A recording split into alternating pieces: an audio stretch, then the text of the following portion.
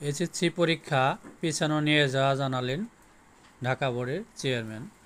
প্রিয় এসএসসি 2025 সনের শিক্ষার্থীবৃন্দ, তোমাদের জন্য খবরটা আমি পড়ে শোনাচ্ছি। এসএসসি পরীক্ষা পেছানোর কোনো সুযোগ নেই।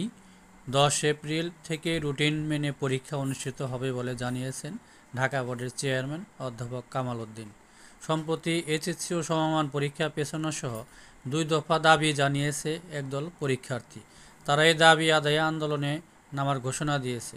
সামাজিক যোগাযোগ মাধ্যম ফেসবুকে ছড়ানো গুজব ও কথিত অসহযোগ আন্দোলন না করে পরীক্ষার্থীদের শেষ সময়ের প্রস্তুতিতে মনোযোগ দেওয়ার পরামর্শ দিয়েছেন আন্তঃশিক্ষা বোর্ড সমন্বয় কমিটির আহ্বায়ক ও ঢাকা বোর্ডের চেয়ারম্যান অধ্যাপক এস.এম.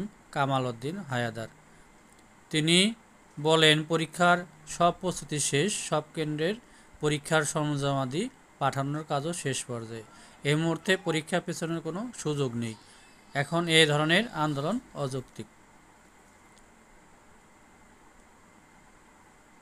চিঠিতে আরও নিচের তথ্য দেওয়া হয়েছে। কাজে আমাদের পরীক্ষা যে 10 তারিখ থেকে শুরু হবে সেটাই সঠিক। বিজ্ঞপ্তিতে আরও বলা হয়, পবিত্র রমজান মাসে রোজা রেখে 19,28,000-এর বেশি পরীক্ষার্থীর ভালোভাবে পরীক্ষার প্রস্তুতি শেষ নেওয়া সম্ভব হয়নি। ঈদের পরপরই পরীক্ষা পাওয়ার পর্যাপ্ত প্রস্তুতি নেওয়া সম্ভব হচ্ছে না। এত ফল বিপর্যয় হতে পারে, তাই 1 মাস সময় দিলে ভালোভাবে প্রস্তুতি নিতে পারবে তারা। কিন্তু